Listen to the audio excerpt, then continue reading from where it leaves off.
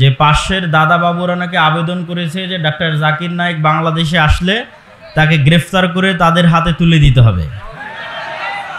তো আমরা আবেদন জানাবো যে ডক্টর জাকির নায়েককে রাষ্ট্রীয় মেহমান হিসেবে বাংলাদেশে নিয়ে আসতে হবে। তার কারণ হচ্ছে আমাদের পার্শ্ববর্তী দেশে আল্লামা ইবতিসাম ইলাহি জহিরের আশায় বিভিন্ন উদ্ভট মিথ্যা নিউজ তারা প্রপাগান্ডা প্রচার করতেছে। আমরা আহলে হাদিসরা আমি মনে করি যে বাংলাদেশের সবচেয়ে নিরীহ দাওয়াতি কাজ করে হচ্ছে আহলে হাদিস এবং সালাফিরা। মানুষ অভিযোগ করে যে আহলে হাদিসরা নাকি রাজনীতি করে না। কেন রাজনীতি করে না সেটা নিয়ে অভিযোগ করে, অথচ সামান্য একজন আহলে হাদিস আলেম বাংলাদেশে এসে বক্তব্য দিচ্ছে, সেটা নিয়েই কী রকমের তোলপাড় চলতেছে তা ভাষায় প্রকাশ করার নয়।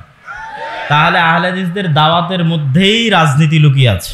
জহির হাফিজাহুল্লাহকে বাংলাদেশে আসার জন্য গত বছরও আলহামদুলিল্লাহ আমরা দ্রুত ভিসা পেয়েছিলাম, এবছর আলহামদুলিল্লাহ দ্রুত ভিসা পেয়েছি। বলেন আলহামদুলিল্লাহ। বাংলাদেশ সরকারের কাছে আমরা আরও উদাত্ত আহ্বান জানাতে চাই এবং আলহামদুলিল্লাহ রাজশাহী থেকে রংপুর আসা পর্যন্ত প্রশাসনের এনএসআই, সিটিএসবি, ডিজিএফআই সকলেই আমাদের সাথে সহযোগিতাপূর্ণ ব্যবহার করেছে এবং এখনও আলহামদুলিল্লাহ সহযোগিতাপূর্ণ ব্যবহার করছে। আমরা সকলের শুকরিয়া আদায় করি, আর তাদের সহযোগিতাপূর্ণ ব্যবহার আরও বেড়েছে। তো আল্লামা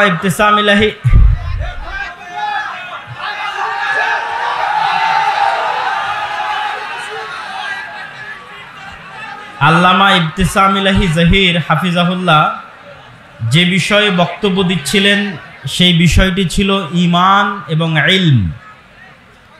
ঈমান বিল গায়ব, অদৃশ্যের উপর বিশ্বাস, আর ইলম আল্লাহ সুবহানাহু তাআলা এবং তার রাসূলের পক্ষ থেকে আসা ইলম বা জ্ঞান।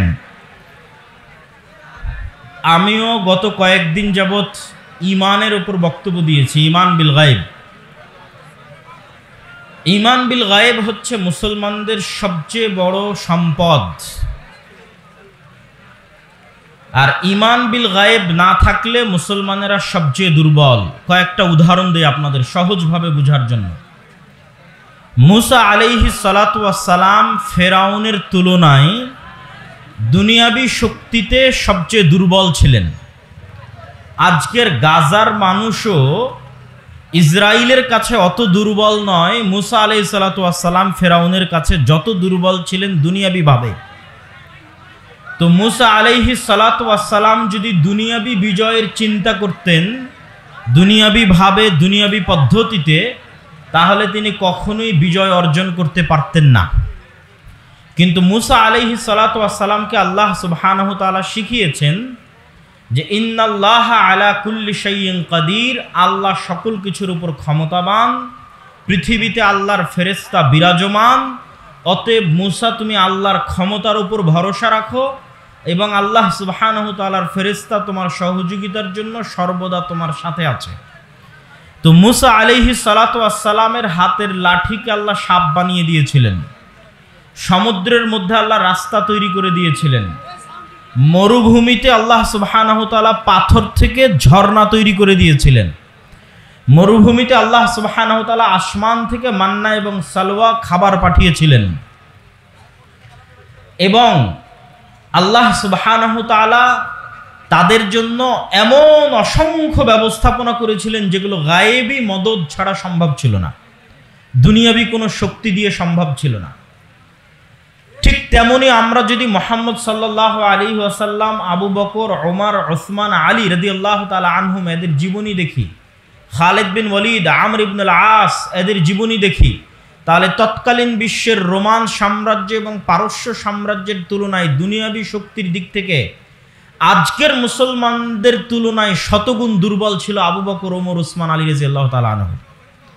আজকের মুসলমানেরা আমেরিকা এবং ইসরায়েলের তুলনায় যত দুর্বল, মুহাম্মদ সাল্লাল্লাহু আলাইহি সাল্লাম এবং তার সাহাবীরা রোমান এবং পারস্য সাম্রাজ্যের তুলনায় তার চেয়ে শতগুণ বেশি দুর্বল ছিলেন। তাহলে তখনকার মুসলমানেরা বিজয় অর্জন করলো, এখনকার মুসলমানেরা মাজলুম কেন? কারণ কি? মুসা আলাইহিস সালাতু ওয়াস সালাম বিজয় অর্জন করলো, আজকের মুসলমানেরা মাজলুম কারণ কি? কারণ একটাই, যে খালিদ বিন ওয়ালিদ, আমর ইবনে আস, আবু বকর, ওমর, ওসমান, আলী রাদিয়াল্লাহু তাআলা আনহুম এরা গায়েব, গায়েবের উপর ইয়াকিন রাখতেন। কেমন ইয়াকিন? দুই একটা ঘটনা শোনাই। গায়েবের একটা বড় বিষয় হচ্ছে ফেরেশতা। দুই একটা হাদিস শোনাই ফেরেশতাদের সম্পর্কে।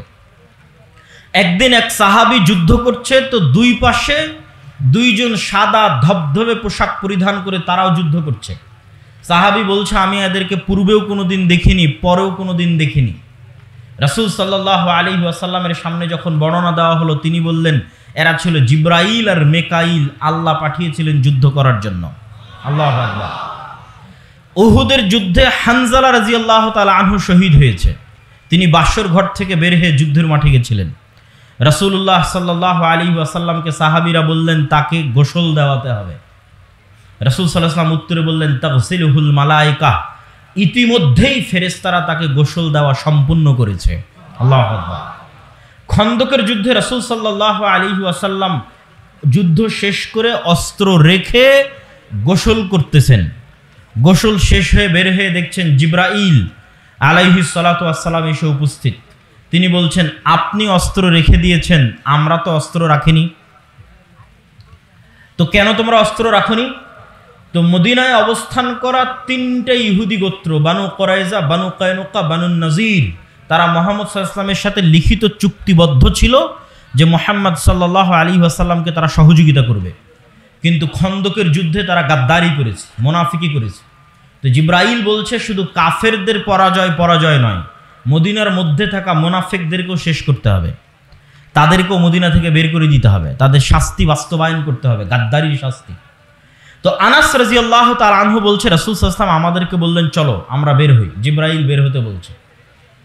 তো যখন সাহাবীরা বানু কুরাইজা, বানু কায়নুকা, বানু নজির গোত্রের দিকে অভিযান পরিচালনার জন্য বের হলেন, তখন তারা তাদের সামনে জিবরাইলের ঘোড়সওয়ার বাহিনীর উড়ন্ত ধুলা দেখতে পাচ্ছিলেন। বলেন আল্লাহু আকবার। আনাস রাদিয়াল্লাহু তাআলা আনহুর বর্ণনা যে তারা নিজেরা দেখছিলেন জিবরাইলের বাহিনীর উড়ন্ত ধুলা। একদিন রাসূল সাল্লাল্লাহু আলাইহি ওয়াসাল্লাম মসজিদে নববীতে বসে আছেন, একজন ব্যক্তি আসলো। ওমর রাদিয়াল্লাহু তাআলা আনহু বলছেন, মদিনার কেউ তাকে চিনে না, আর সফরের কোনো চিহ্ন নাই। জিজ্ঞেস করছে, ইসলাম কাকে বলে, ঈমান কাকে বলে, ইহসান কাকে বলে, কিয়ামত কখন হবে। সবকিছু জিজ্ঞাসা শেষে যখন বিদায় নিচ্ছে, তখন রাসূল সাল্লাল্লাহু আলাইহি ওয়াসাল্লাম জিজ্ঞেস করছে, তোমরা জানো ইনি কে? তো বলে, না আমরা তো জানি না। তো বলে, ইনি হচ্ছেন জিবরাইল আলাইহিস সালাতু ওয়াস সালাম, এসেছিলেন তোমাদের দ্বীন শিক্ষা দেওয়ার জন্য। তো রাসূল সাল্লাল্লাহু আলাইহি ওয়াসাল্লামের জীবদ্দশায় ফেরেশতা সংক্রান্ত যদি শুধু হাদিস জমা করি, যেটি আমাদের সালাফি কনফারেন্সে যে নতুন বই আসতেছে আল্লাহর পথে যাত্রা, আগামী 6 ও 7 নভেম্বর সালাফি কনফারেন্স, আপনাদের যে মেহমান আল্লামা ইবতিসাম ইলাহি জহির, তিনিও সেখানে বক্তব্য দিবে। আপনাদের সকলের উপস্থিত হওয়ার আহ্বান। বলেন ইনশাআল্লাহ। আজকে হয়তো মনোযোগ দিয়ে খুব ভালোভাবে শুনতে পারলেন না, ওই দিন ইনশাআল্লাহ আশা করি আপনারা খুব ভালোভাবে মন দিয়ে শুনতে পারবেন। তো এই আল্লাহর পথে যাত্রা বইয়ে এই দলিলগুলো বিস্তারিত উল্লেখ করা আছে। তো সারমর্ম কি? রাসূল সাল্লাল্লাহু আলাইহি ওয়াসাল্লাম বলতেছেন যে জিবরাইল আমাকে মিসওয়াক করতে বলছে, কেননা আমার মুখের গন্ধে সে কষ্ট পায়। রাসূল সাল্লাল্লাহু আলাইহি ওয়াসাল্লাম বলছেন, তোমরা মসজিদে পেঁয়াজ রসুন খেয়ে যেও না, কেননা ফেরেশতারা মসজিদে থাকে, তারা কষ্ট পায়। রাসূল সাল্লাল্লাহু আলাইহি ওয়াসাল্লাম একদিন বললেন, বাড়িতে আজকে জিবরাইল আসেনি। ঘটনা কি? তো বাড়িতে ছবি ছিল, জিবরাইল আসেনি। রাসূল সাল্লাল্লাহু আলাইহি ওয়াসাল্লাম বললেন, যেই বাড়িতে ছবি আছে, যেই বাড়িতে কুকুর আছে, সেই বাড়িতে জিবরাইল প্রবেশ করতে পারে না, বা রহমতের ফেরেশতা প্রবেশ করে না। তো এইরকম ধারাবাহিক যদি রাসূল সাল্লাল্লাহু আলাইহি ওয়াসাল্লামের ফেরেশতা সংক্রান্ত হাদিস তুলে ধরি, তাহলে আপনি কল্পনা করেন যে সাহাবী সচক্ষে ফেরেশতাকে যুদ্ধ করতে দেখছে, যে সাহাবী দেখছে যে তারা আর এক বন্ধুকে ফেরেশতা গোসল দিল, যে সাহাবী দেখছে যে সাদ বিন মুআজের জানাজায় ৭০,০০০ ফেরেশতা অংশগ্রহণ করেছে, যে সাহাবী দেখছে সাদ বিন মুআজের জানাজায় ফেরেশতা অংশগ্রহণের কারণে তার খাটলির কি অবস্থা হয়েছে, জাবের রাদিয়াল্লাহু তাআলা আনহুর পিতার লাশকে ফেরেশতারা ছায়া দিচ্ছে, এবং বদর, উহুদ, খন্দক, হুনাইন সহ বহু যুদ্ধে ১,০০০, ৩,০০০, ৫,০০০ ফেরেশতা আল্লাহর পক্ষ থেকে অবতীর্ণ হয়েছে। সেই খালিদ বিন ওয়ালিদ, সেই আমর ইবনুল আস, সেই সাহাবীরা যখন রোমান এবং পারস্য সম্রাটের বিরুদ্ধে যুদ্ধ করতে যাবে, তখন তাদের ভরসা হবে দুনিয়াবী শক্তির উপর না আল্লাহর সাহায্যের উপর? আল্লাহর সাহায্যের উপর। এবার আপনি বুকে হাত দিয়ে দেখেন যে আপনি বিশ্বাস করেন কিনা ফেরেশতা আছে। সাহাবীদের বিশ্বাস কোন লেভেলের ছিল, আর আমাদের বিশ্বাস কোন লেভেলের? আমাদের বিশ্বাস আল্লাহর সাহায্য, আল্লাহর ক্ষমতা, আল্লাহর শক্তি, আল্লাহর ফেরেশতার উপর এবং পরকালের উপর এত দুর্বল যে আমরা মন্দির পাহারা দিয়ে ক্ষমতায় যাওয়ার রাস্তা খুঁজি, কেননা বিশ্বাস নাই আল্লাহর সাহায্যের উপর। অতএব কম্প্রোমাইজ করে দুনিয়াবি কলা কৌশলের মাধ্যমে আমাকে ক্ষমতায় যেতে হবে। কিন্তু মুসা আলাইহিস সালাতু ওয়াস সালাম, মুহাম্মদ সাল্লাল্লাহু আলাইহি ওয়াসাল্লাম এবং তার সাহাবীরা প্রমাণ করেছে শুধু ঈমান বিল গায়েব দিয়ে আল্লাহর সাহায্যের মাধ্যমে শুধু বাংলাদেশ নয় সমগ্র পৃথিবীর ক্ষমতা অর্জন করা সম্ভব। সম্মানিত উপস্থিতি, কিন্তু ওই ঈমানের লেভেল আমাদের নাই। তো উনি আলোচনা শুরু করেছিলেন ঈমান দিয়ে। তো ঈমানের দুটা পয়েন্ট আমি আমার বক্তব্যের মধ্যে থেকে যুক্ত করে বক্তব্য সামনের দিকে এগিয়ে নিয়ে যাব যতক্ষণ আপনাদের শাইখ আব্দুর রাজ্জাক বিন ইউসুফ না আসছে। ঈমানের দ্বিতীয় পয়েন্ট হচ্ছে আল ঈমান বিল আখিরাহ, পরকালের প্রতি বিশ্বাস। পরকাল মানে পুনরুত্থান। মরবো এ কথা সবাই জানি, কিন্তু মরার পর জীবিত হব কিনা এটা নিয়ে প্রশ্ন। তো মরার পর জীবিত হওয়াকে আল্লাহ সুবহানাহু ওয়া তাআলা এই দুনিয়াতেই মানুষের এই বিশ্বাসকে মজবুত করার জন্য যে মৃত্যুর পর জীবিত হওয়া সম্ভব এবং আল্লাহ জীবিত করবে এবং পরকালের জীবন প্রকৃত জীবন, দুনিয়ার জীবন কোনো জীবন নয়। তো পরকালের জীবন প্রকৃত জীবন এটা বোঝানোর জন্য আল্লাহ সুবহানাহু ওয়া তাআলা দুনিয়াতে মৃত্যুকে জীবিত করাকে ডাল ভাত বানিয়ে দিয়েছেন। কিভাবে? একজন ঈসা আলাইহিস সালাতু ওয়াস সালাম আর কিয়ামতের পূর্ব মুহূর্তে ওকে জাযাকাল্লাহ খাইর, আর কিয়ামতের পূর্ব মুহূর্তে দাজ্জাল। ঈসা আলাইহিস সালাতু ওয়াস সালামের মুজিজাই ছিল এক খাবলা মাটি হাতে নিয়ে এভাবে বিসমিল্লাহ ফু বলে ছেড়ে দিলে মাটি থেকে পাখি হয়ে আকাশে উড়ে যেত। কোনো মৃত মানুষের গায়ে হাত দিয়ে বিইজনিল্লাহ বিসমিল্লাহ বললে মৃত মানুষ জীবিত হয়ে যেত। আর দাজ্জাল কিয়ামতের পূর্ব মুহূর্তে আপনাদের পিতা বা মাতাকে জীবিত করে আপনাদের সামনে পেশ করবে। বাস্তবে আপনাদের পিতা মাতা মারা গেছে, দাদা দাদি মারা গেছে, এখন কবর থেকে উঠে আসবে স্টেজে জীবিত অবস্থায়। এই দেখানোর মাধ্যমে, এই কারিশমা দেখানোর মাধ্যমে দাজ্জাল দাবি করবে যে সে আল্লাহ, কিন্তু সে আল্লাহ নয়। কিন্তু আল্লাহ সুবহানাহু ওয়া তাআলা এটি করার অনুমতি তাকে দিবেন। তো আল্লাহ সুবহানাহু ওয়া তাআলা ইতিপূর্বেও বহু মৃত মানুষকে জীবিত করেছেন, একজন নবীকে মৃত মানুষকে জীবিত করার মুজিজা দিয়েছেন, আর দাজ্জালও অসংখ্য মৃত মানুষকে জীবিত করবে। সুতরাং মৃত মানুষকে জীবিত করা কঠিন কিছু না সহজ কিছু? বলেন তো, মৃত মানুষকে জীবিত করা কঠিন না সহজ? সহজ। এতক্ষণ আলোচনায় কি বুঝলেন? সহজ। ঈসা আলাইহিস সালাতু ওয়াস সালাম সকাল সন্ধ্যা মৃতকে জীবিত করত, আর দাজ্জাল সকাল সন্ধ্যা মৃতকে জীবিত করবে। অতএব আপনি যে মৃত্যুবরণের পর জীবিত হবেন এটা অতি সহজ। মানুষই আপনাকে জীবিত করতে পারে, ঈসা আলাইহিস সালাম জীবিত করতে পারে, দাজ্জাল জীবিত করতে পারে আল্লাহর অনুমতিতে। তো আল্লাহ তো পারবেই। অতএব মৃত থেকে আমরা জীবিত হবই। অতএব পরকালের জীবনের প্রতি আমাদের বিশ্বাস এবং ভরসা থাকতে হবে অগাধ। পরকালের জীবনের প্রতি আমাদের বিশ্বাস এবং ভরসা থাকতে হবে অগাধ। সম্মানিত উপস্থিতি, আল্লামা ইবতিসাম ইলাহি জহিরের বক্তব্যের সারমর্ম বলছিলাম, ঈমান বিল গায়ব এবং ইলম। আমি বলে সুযোগ করে দিচ্ছি, আপনারা একটু হইচই করবেন না। আপনারা হইচই করবেন না। আমার বক্তব্য শেষ হলে শাইখ আব্দুর রাজ্জাক বিন ইউসুফের বক্তব্যের আগে একজন প্রধান মেহমান আছে, তিনি অনেকক্ষণ থেকে অপেক্ষায় আছে, তার সম্মানটা আপনারা রক্ষা করবেন। উনি 2 মিনিট কথা বলবে। তো আমার বক্তব্যের শেষের দিকে এসে আপনাদের প্রতি উদাত্ত আহ্বান যে আমরা তো আজকে এসেছি, হয়তো গত বছরে এসেছিলাম, আবার কবে আসা হবে আল্লাহ সুবহানাহু ওয়া তাআলা ভালো জানে। কিন্তু আমাদের লিখিত পত্রিকা প্রতি মাসে আপনাদের কাছে আসার ব্যবস্থা করে। আমি প্রতি মাসে মাসিকাল ইতিসামে 3টা প্রবন্ধ লিখি, একটা সম্পাদকীয় লিখি, একটা মিন্নাতুল বাড়ি 3য় খণ্ড লিখি, আর একটা এমনি যে কোনো বিষয়ে প্রবন্ধ লিখি, প্রতি মাসে 3টা। তাহলে আমি প্রতি মাসে লিখতেছি, আপনি সেটাকে মূল্যায়ন করতেছেন না, অথচ এটা তো বছরে একবার আপনার সাথে সাক্ষাৎ হবে কি হবে না তাও গ্যারেন্টি নাই। কেন সারা বাংলাদেশের 64 জেলার অসংখ্য উপজেলায় যদি যাওয়া শুরু করি, কোনোটা না কোনোটা মিস যাবেই, বাদ যাবেই। কিন্তু যদি মাসিকাল ইতিসাম নিয়মিত নেন তো ওখান থেকে আপনি জ্ঞান অর্জন করতে পারবেন। এবং আপনাদের অঞ্চলে যদি আমাদের দাওয়া ইলাল্লাহর অধীনে মক্তব পরিচালিত হয়, তাহলে আমরা কোনো না কোনোভাবে আপনাদের সাথে কানেক্টেড আছি। আপনাদের এই উত্তরাঞ্চলেরই বেশি মক্তব আমরা চালাই, প্রায় 600টা মক্তবের বলা যায় 400 থেকে 500টা মক্তব উত্তরাঞ্চলেরই। এবং এই 600 মক্তবের শিক্ষকরা এই অঞ্চলগুলো থেকে রাজশাহীতে গিয়ে ট্রেনিং নিয়ে তাদের থাকা খাওয়া যাতায়াত খরচ, মক্তবের শিক্ষার্থীদের বই পুস্তক ফ্রি বিতরণ করে তারপরে মক্তবগুলো চলতেছে। আর এখন এই মক্তবের জাতীয় পর্যায়ে প্রতিযোগিতা আয়োজন হচ্ছে, যেটা টিভি চ্যানেলে প্রচারিত হবে রমজান মাসে, যেটার প্রায় খরচ 50 লক্ষ টাকার বেশি। কিভাবে হবে সেটা আমি এখনও জানি না। আল্লাহ সুবহানাহু ওয়া তাআলার উপর ভরসা এবং আস্থা যে তিনি ব্যবস্থা করবেন ইনশাআল্লাহ। কিন্তু এটা বাংলাদেশের প্রথম কোনো রিয়েলিটি শো হবে মক্তবকে কেন্দ্র করে। তো আমরা আপনাদের গ্রামে যে মক্তব পরিচালিত হচ্ছে ওটাকে মূল্যায়ন করতে চাই, কিন্তু আপনি সেটাকে মূল্যায়ন করছেন না। অথচ যাতায়াত খরচও বলছে আমরা দিব, বই পুস্তকও আমরা দিব, ট্রেনিংয়ে আমরা দিব। যে প্রতিযোগিতাগুলো সারা বাংলাদেশে হচ্ছে এটাও আমরাই গিয়ে গিয়ে প্রতিযোগিতা আয়োজন করতেছি। অতএব আপনাদের প্রতি দত্ত আহ্বান থাকবে যে আল জামিয়া সালাফিয়ার সাথে আর দাওয়া ইলাল্লাহর সাথে এই অস্থায়ী বছরে একবার সাক্ষাতের সম্পর্ক এটা নয়, স্থায়ী সম্পর্ক প্রতিষ্ঠিত করেন।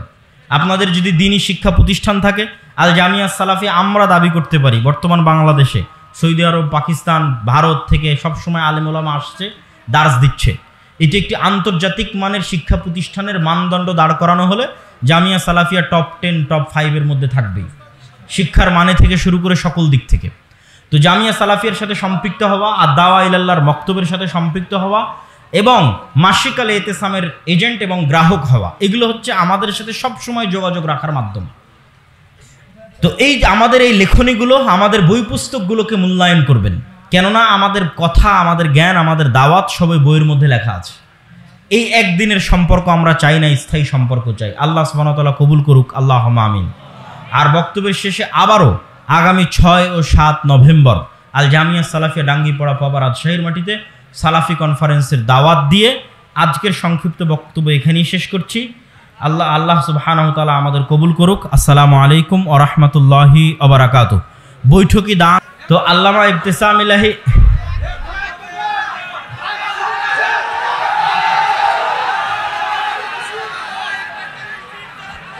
আল্লামা ইবতিসাম ইলাহি জহির হাফিজাহুল্লাহ যে বিষয়ে বক্তব্য দিচ্ছিলেন সেই বিষয়টি ছিল ঈমান এবং ইলম। ঈমান বিল গায়ব, অদৃশ্যের উপর বিশ্বাস, আর ইলম আল্লাহ সুবহানাহু তাআলা এবং তার রাসূলের পক্ষ থেকে আসা ইলম বা জ্ঞান। আমিও গত কয়েকদিন যাবৎ ঈমানের উপর বক্তব্য দিয়েছি, ঈমান বিল গায়ব। ঈমান বিল গায়ব হচ্ছে মুসলমানদের সবচেয়ে বড় সম্পদ। আর ঈমান বিল গায়ব না থাকলে মুসলমানেরা সবচেয়ে দুর্বল। কয়েকটা উদাহরণ দেই আপনাদের সহজভাবে বোঝার জন্য। মুসা আলাইহিস সালাতু ওয়াস সালাম ফেরাউনের তুলনায় দুনিয়াবি শক্তিতে সবচেয়ে দুর্বল ছিলেন। আজকের গাজার মানুষও ইসরায়েলের কাছে অত দুর্বল নয় মুসা আলাইহিস সালাতু ওয়াস সালাম ফেরাউনের কাছে যত দুর্বল ছিলেন দুনিয়াবিভাবে। তো মুসা আলাইহিস সালাতু ওয়াস সালাম যদি দুনিয়াবি বিজয়ের চিন্তা করতেন দুনিয়াবিভাবে, দুনিয়াবি পদ্ধতিতে, তাহলে তিনি কখনোই বিজয় অর্জন করতে পারতেন না। কিন্তু মুসা আলাইহিস সালাতু ওয়াস সালামকে আল্লাহ সুবহানাহু তাআলা শিখিয়েছেন যে ইন্নাল্লাহা আলা কুল্লি শাইইন কাদির, আল্লাহ সকল কিছুর উপর ক্ষমতাবান, পৃথিবীতে আল্লাহর ফেরেশতা বিরাজমান। অতএব মুসা তুমি আল্লাহর ক্ষমতার উপর ভরসা রাখো এবং আল্লাহ সুবহানাহু তাআলার ফেরেশতা তোমার সহযোগিতার জন্য সর্বদা তোমার সাথে আছে। তো মুসা আলাইহিস সালাতু ওয়াস সালামের হাতের লাঠিকে আল্লাহ সাপ বানিয়ে দিয়েছিলেন, সমুদ্রের মধ্যে আল্লাহ রাস্তা তৈরি করে দিয়েছিলেন, মরুভূমিতে আল্লাহ সুবহানাহু তাআলা পাথর থেকে ঝর্ণা তৈরি করে দিয়েছিলেন, মরুভূমিতে আল্লাহ সুবহানাহু তাআলা আসমান থেকে মান্না এবং সালওয়া খাবার পাঠিয়েছিলেন, এবং আল্লাহ সুবহানাহু তাআলা তাদের জন্য এমন অসংখ্য ব্যবস্থাপনা করেছিলেন যেগুলো গায়েবী মদদ ছাড়া সম্ভব ছিল না, দুনিয়াবি কোনো শক্তি দিয়ে সম্ভব ছিল না।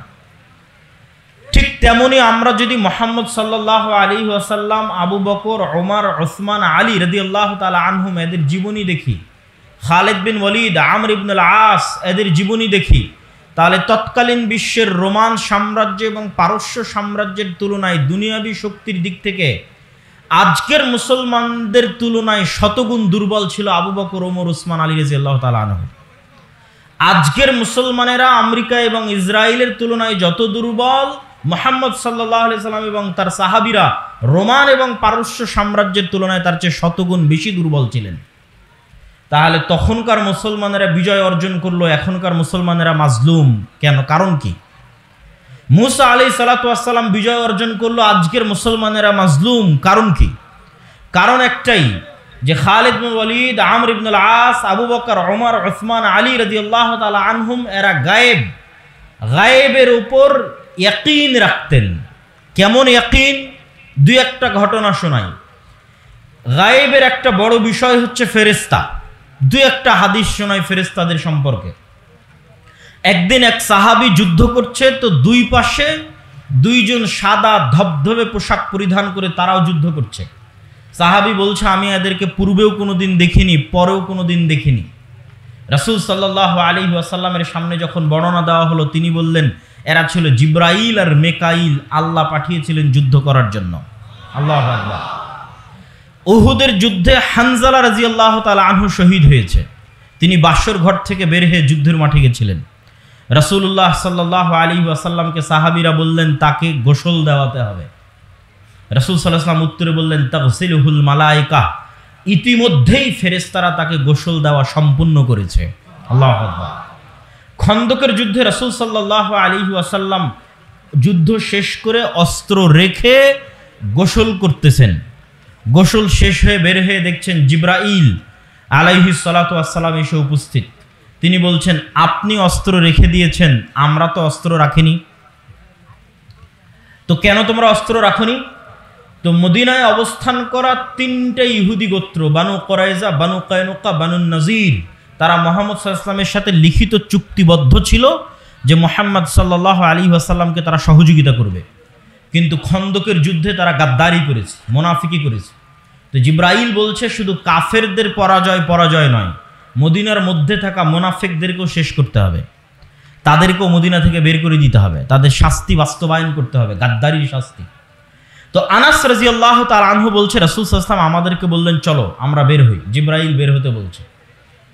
তো যখন সাহাবীরা বানু কুরাইজা, বানু কায়নুকা, বানু নজির গোত্রের দিকে অভিযান পরিচালনার জন্য বের হলেন, তখন তারা তাদের সামনে জিবরাইলের ঘোড়সওয়ার বাহিনীর উড়ন্ত ধুলা দেখতে পাচ্ছিলেন। বলেন আল্লাহু আকবার। আনাস রাদিয়াল্লাহু তাআলা আনহুর বর্ণনা, যে তারা নিজেরা দেখছিলেন জিবরাইলের বাহিনীর উড়ন্ত ধুলা। একদিন রাসূল সাল্লাল্লাহু আলাইহি ওয়াসাল্লাম মসজিদে নববীতে বসে আছেন, একজন ব্যক্তি আসলো। ওমর রাদিয়াল্লাহু তাআলা আনহু বলছেন, মদিনার কেউ তাকে চিনে না, আর সফরের কোনো চিহ্ন নাই। জিজ্ঞেস করছে, ইসলাম কাকে বলে, ঈমান কাকে বলে, ইহসান কাকে বলে, কিয়ামত কখন হবে। সবকিছু জিজ্ঞাসা শেষে যখন বিদায় নিচ্ছে, তখন রাসূল সাল্লাল্লাহু আলাইহি ওয়াসাল্লাম জিজ্ঞেস করছে, তোমরা জানো ইনি কে? তো বলে, না আমরা তো জানি না। তো বলে, ইনি হচ্ছেন জিবরাইল আলাইহিস সালাতু ওয়াস সালাম, এসেছিলেন তোমাদের দ্বীন শিক্ষা দেওয়ার জন্য। তো রাসূল সাল্লাল্লাহু আলাইহি ওয়াসাল্লামের জীবদ্দশায় ফেরেশতা সংক্রান্ত যদি শুধু হাদিস জমা করি, যেটি আমাদের সালাফি কনফারেন্সে যে নতুন বই আসতেছে আল্লাহর পথে যাত্রা, আগামী 6 ও 7 নভেম্বর সালাফি কনফারেন্স, আপনাদের যে মেহমান আল্লামা ইবতিসাম ইলাহি জহির, তিনিও সেখানে বক্তব্য দিবে। আপনাদের সকলের উপস্থিত হওয়ার আহ্বান। বলেন ইনশাআল্লাহ। আজকে হয়তো মনোযোগ দিয়ে খুব ভালোভাবে শুনতে পারলেন না, ওই দিন ইনশাআল্লাহ আশা করি আপনারা খুব ভালোভাবে মন দিয়ে শুনতে পারবেন। তো এই আল্লাহর পথে যাত্রা বইয়ে এই দলিলগুলো বিস্তারিত উল্লেখ করা আছে। তো সারমর্ম কি? রাসূল সাল্লাল্লাহু আলাইহি ওয়াসাল্লাম বলতেছেন যে জিবরাইল আমাকে মিসওয়াক করতে বলছে, কেননা আমার মুখের গন্ধে সে কষ্ট পায়। রাসূল সাল্লাল্লাহু আলাইহি ওয়াসাল্লাম বলছেন, তোমরা মসজিদে পেঁয়াজ রসুন খেয়ে যেও না, কেননা ফেরেশতারা মসজিদে থাকে, তারা কষ্ট পায়। রাসূল সাল্লাল্লাহু আলাইহি ওয়াসাল্লাম একদিন বললেন, বাড়িতে আজকে জিবরাইল আসেনি। ঘটনা কি? তো বাড়িতে ছবি ছিল, জিবরাইল আসেনি। রাসূল সাল্লাল্লাহু আলাইহি ওয়াসাল্লাম বললেন, যেই বাড়িতে ছবি আছে, যেই বাড়িতে কুকুর আছে, সেই বাড়িতে জিবরাইল প্রবেশ করতে পারে না, বা রহমতের ফেরেশতা প্রবেশ করে না। তো এইরকম ধারাবাহিক যদি রাসূল সাল্লাল্লাহু আলাইহি ওয়াসাল্লামের ফেরেশতা সংক্রান্ত হাদিস তুলে ধরি, তাহলে আপনি কল্পনা করেন, যে সাহাবী সচক্ষে ফেরেশতাকে যুদ্ধ করতে দেখছে, যে সাহাবী দেখছে যে তারা আর এক বন্ধুকে ফেরেশতা গোসল দিল, যে সাহাবী দেখছে যে সাদ বিন মুআজের জানাজায় ৭০,০০০ ফেরেশতা অংশগ্রহণ করেছে, যে সাহাবী দেখছে সাদ বিন মুআজের জানাজায় ফেরেশতা অংশগ্রহণের কারণে তার খাটলির কি অবস্থা হয়েছে, জাবের রাদিয়াল্লাহু তাআলা আনহুর পিতার লাশকে ফেরেশতারা ছায়া দিচ্ছে, এবং বদর, উহুদ, খন্দক, হুনাইন সহ বহু যুদ্ধে ১,০০০, ৩,০০০, ৫,০০০ ফেরেশতা আল্লাহর পক্ষ থেকে অবতীর্ণ হয়েছে, সেই খালিদ বিন ওয়ালিদ, সেই আমর ইবনুল আস, সেই সাহাবীরা যখন রোমান এবং পারস্য সম্রাটের বিরুদ্ধে যুদ্ধ করতে যাবে, তখন তাদের ভরসা হবে দুনিয়াবী শক্তির উপর না আল্লাহর সাহায্যের উপর? আল্লাহর সাহায্যের উপর। এবার আপনি বুকে হাত দিয়ে দেখেন যে আপনি বিশ্বাস করেন কিনা ফেরেশতা আছে। সাহাবীদের বিশ্বাস কোন লেভেলের ছিল আর আমাদের বিশ্বাস কোন লেভেলের? আমাদের বিশ্বাস আল্লাহর সাহায্য, আল্লাহর ক্ষমতা, আল্লাহর শক্তি, আল্লাহর ফেরেশতার উপর এবং পরকালের উপর এত দুর্বল যে আমরা মন্দির পাহারা দিয়ে ক্ষমতায় যাওয়ার রাস্তা খুঁজি, কেননা বিশ্বাস নাই আল্লাহর সাহায্যের উপর। অতএব কম্প্রোমাইজ করে দুনিয়াবি কলা কৌশলের মাধ্যমে আমাকে ক্ষমতায় যেতে হবে। কিন্তু মুসা আলাইহিস সালাতু ওয়াস সালাম, মুহাম্মদ সাল্লাল্লাহু আলাইহি ওয়াসাল্লাম এবং তার সাহাবীরা প্রমাণ করেছে শুধু ঈমান বিল গায়েব দিয়ে আল্লাহর সাহায্যের মাধ্যমে শুধু বাংলাদেশ নয় সমগ্র পৃথিবীর ক্ষমতা অর্জন করা সম্ভব। সম্মানিত উপস্থিতি, কিন্তু ওই ঈমানের লেভেল আমাদের নাই। তো উনি আলোচনা শুরু করেছিলেন ঈমান দিয়ে। তো ঈমানের দুটা পয়েন্ট আমি আমার বক্তব্যের মধ্যে থেকে যুক্ত করে বক্তব্য সামনের দিকে এগিয়ে নিয়ে যাব যতক্ষণ আপনাদের শাইখ আব্দুর রাজ্জাক বিন ইউসুফ না আসছে। ঈমানের দ্বিতীয় পয়েন্ট হচ্ছে আল ঈমান বিল আখিরাহ, পরকালের প্রতি বিশ্বাস।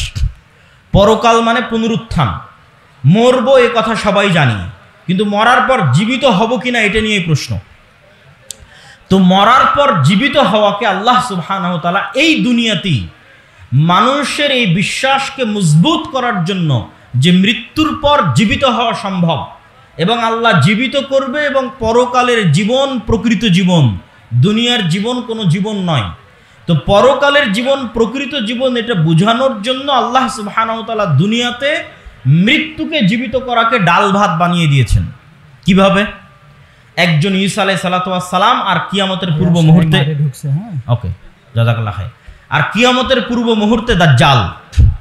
ঈসা আলাইহিস সালাতু ওয়াস সালামের মুজিজাই ছিল এক খাবলা মাটি হাতে নিয়ে এভাবে বিসমিল্লাহ ফু বলে ছেড়ে দিলে মাটি থেকে পাখি হয়ে আকাশে উড়ে যেত। কোনো মৃত মানুষের গায়ে হাত দিয়ে বিইজনিল্লাহ বিসমিল্লাহ বললে মৃত মানুষ জীবিত হয়ে যেত। আর দাজ্জাল কিয়ামতের পূর্ব মুহূর্তে আপনাদের পিতা বা মাতাকে জীবিত করে আপনাদের সামনে পেশ করবে। বাস্তবে আপনাদের পিতা মাতা মারা গেছে, দাদা দাদি মারা গেছে, এখন কবর থেকে উঠে আসবে স্টেজে জীবিত অবস্থায়। এই দেখানোর মাধ্যমে, এই কারিশমা দেখানোর মাধ্যমে দাজ্জাল দাবি করবে যে সে আল্লাহ, কিন্তু সে আল্লাহ নয়। কিন্তু আল্লাহ সুবহানাহু ওয়া তাআলা এটি করার অনুমতি তাকে দিবেন। তো আল্লাহ সুবহানাহু ওয়া তাআলা ইতিপূর্বেও বহু মৃত মানুষকে জীবিত করেছেন, একজন নবীকে মৃত মানুষকে জীবিত করার মুজিজা দিয়েছেন, আর দাজ্জালও অসংখ্য মৃত মানুষকে জীবিত করবে। সুতরাং মৃত মানুষকে জীবিত করা কঠিন কিছু না সহজ কিছু? বলেন তো, মৃত মানুষকে জীবিত করা কঠিন না সহজ? সহজ। এতক্ষণ আলোচনায় কি বুঝলেন? সহজ। ঈসা আলাইহিস সালাতু ওয়াস সালাম সকাল সন্ধ্যা মৃতকে জীবিত করত, আর দাজ্জাল সকাল সন্ধ্যা মৃতকে জীবিত করবে। অতএব আপনি যে মৃত্যুবরণের পর জীবিত হবেন এটা অতি সহজ। মানুষই আপনাকে জীবিত করতে পারে, ঈসা আলাইহিস সালাম জীবিত করতে পারে, দাজ্জাল জীবিত করতে পারে আল্লাহর অনুমতিতে। তো আল্লাহ তো পারবেই। অতএব মৃত থেকে আমরা জীবিত হবই। অতএব পরকালের জীবনের প্রতি আমাদের বিশ্বাস এবং ভরসা থাকতে হবে অগাধ। পরকালের জীবনের প্রতি আমাদের বিশ্বাস এবং ভরসা থাকতে হবে অগাধ। সম্মানিত উপস্থিতি, আল্লামা ইবতিসাম ইলাহি জহিরের বক্তব্যের সারমর্ম বলছিলাম, ঈমান বিল গায়ব এবং ইলম। আমি বলে সুযোগ করে দিচ্ছি, আপনারা একটু হইচই করবেন না। আপনারা হইচই করবেন না। আমার বক্তব্য শেষ হলে শাইখ আব্দুর রাজ্জাক বিন ইউসুফের বক্তব্যের আগে একজন প্রধান মেহমান আছে, তিনি অনেকক্ষণ থেকে অপেক্ষায় আছে, তার সম্মানটা আপনারা রক্ষা করবেন। উনি 2 মিনিট কথা বলবে। তো আমার বক্তব্যের শেষের দিকে এসে আপনাদের প্রতি উদাত্ত আহ্বান যে আমরা তো আজকে এসেছি, হয়তো গত বছরে এসেছিলাম, আবার কবে আসা হবে আল্লাহ সুবহানাহু ওয়া তাআলা ভালো জানে। কিন্তু আমাদের লিখিত পত্রিকা প্রতি মাসে আপনাদের কাছে আসার ব্যবস্থা করে। আমি প্রতি মাসে মাসিকাল ইতিসামে 3টা প্রবন্ধ লিখি, একটা সম্পাদকীয় লিখি, একটা মিন্নাতুল বাড়ি 3য় খণ্ড লিখি, আর একটা এমনি যে কোনো বিষয়ে প্রবন্ধ লিখি, প্রতি মাসে 3টা। তাহলে আমি প্রতি মাসে লিখতেছি, আপনি সেটাকে মূল্যায়ন করতেছেন না, অথচ এটা তো বছরে একবার আপনার সাথে সাক্ষাৎ হবে কি হবে না তাও গ্যারেন্টি নাই। কেন সারা বাংলাদেশের 64 জেলার অসংখ্য উপজেলায় যদি যাওয়া শুরু করি, কোনোটা না কোনোটা মিস যাবেই, বাদ যাবেই। কিন্তু যদি মাসিকাল ইতিসাম নিয়মিত নেন তো ওখান থেকে আপনি জ্ঞান অর্জন করতে পারবেন। এবং আপনাদের অঞ্চলে যদি আমাদের দাওয়া ইলাল্লাহর অধীনে মক্তব পরিচালিত হয়, তাহলে আমরা কোনো না কোনোভাবে আপনাদের সাথে কানেক্টেড আছি। আপনাদের এই উত্তরাঞ্চলেরই বেশি মক্তব আমরা চালাই, প্রায় 600টা মক্তবের বলা যায় 400 থেকে 500টা মক্তব উত্তরাঞ্চলেরই। এবং এই 600 মক্তবের শিক্ষকেরা এই অঞ্চলগুলো থেকে রাজশাহীতে গিয়ে ট্রেনিং নিয়ে তাদের থাকা খাওয়া যাতায়াত খরচ, মক্তবের শিক্ষার্থীদের বই পুস্তক ফ্রি বিতরণ করে তারপরে মক্তবগুলো চলতেছে। আর এখন ওই মক্তবের জাতীয় পর্যায়ে প্রতিযোগিতা আয়োজন হচ্ছে, যেটা টিভি চ্যানেলে প্রচারিত হবে রমজান মাসে, যেটার প্রায় খরচ 50 লক্ষ টাকার বেশি। কিভাবে হবে সেটা আমি এখনও জানি না। আল্লাহ সুবহানাহু ওয়া তাআলার উপর ভরসা এবং আস্থা যে তিনি ব্যবস্থা করবেন ইনশাআল্লাহ। কিন্তু এটা বাংলাদেশের প্রথম কোনো রিয়েলিটি শো হবে মক্তবকে কেন্দ্র করে। তো আমরা আপনাদের গ্রামে যে মক্তব পরিচালিত হচ্ছে ওইটাকে মূল্যায়ন করতে চাই, কিন্তু আপনি সেটাকে মূল্যায়ন করছেন না। অথচ যাতায়াত খরচও বলছে আমরা দিব, বই পুস্তকও আমরা দিব, ট্রেনিংয়ে আমরা দিব। যে প্রতিযোগিতাগুলো সারা বাংলাদেশে হচ্ছে এটাও আমরাই গিয়ে গিয়ে প্রতিযোগিতা আয়োজন করতেছি। অতএব আপনাদের প্রতি দত্ত আহ্বান থাকবে যে আল জামিয়া সালাফিয়ার সাথে আর দাওয়া ইলাল্লাহর সাথে এই অস্থায়ী বছরে একবার সাক্ষাতের সম্পর্ক এটা নয়, স্থায়ী সম্পর্ক প্রতিষ্ঠিত করেন। আপনাদের যদি দ্বীনি শিক্ষা প্রতিষ্ঠান থাকে, আল জামিয়া সালাফিয়া আমরা দাবি করতে পারি বর্তমান বাংলাদেশে সৌদি আরব, পাকিস্তান, ভারত থেকে সবসময় আলেম ওলামা আসছে, দার্স দিচ্ছে। এটি একটি আন্তর্জাতিক মানের শিক্ষা প্রতিষ্ঠানের মানদণ্ড দাঁড় করানো হলে জামিয়া সালাফিয়া টপ 10 টপ 5 মধ্যে থাকবেই, শিক্ষার মানে থেকে শুরু করে সকল দিক থেকে। তো জামিয়া সালাফিয়ার সাথে সম্পৃক্ত হওয়া আর দাওয়া ইলাল্লাহর মক্তবের সাথে সম্পৃক্ত হওয়া এবং মাসিক আল এতেসামের এজেন্ট এবং গ্রাহক হওয়া, এগুলো হচ্ছে আমাদের সাথে সবসময় যোগাযোগ রাখার মাধ্যম। তো এই আমাদের এই লেখনীগুলো, আমাদের বই পুস্তকগুলোকে মূল্যায়ন করবেন, কেননা আমাদের কথা, আমাদের জ্ঞান, আমাদের দাওয়াত সবই বইয়ের মধ্যে লেখা আছে।